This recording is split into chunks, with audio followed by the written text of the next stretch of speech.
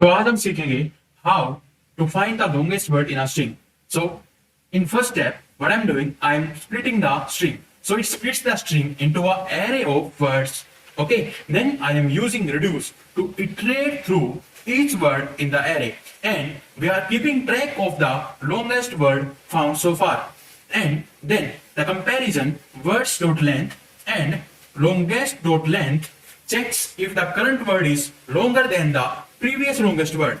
The result of the comparison word longest determines which word is kept as the longest in each iteration. And then finally we have this blank string. This empty string at the end is the initial value for longest. For the example, the quick brown fox jumped over the lazy dog. So here the longest word in the string is jump. So let's try this node index.js, and here we are getting the longest word in our string.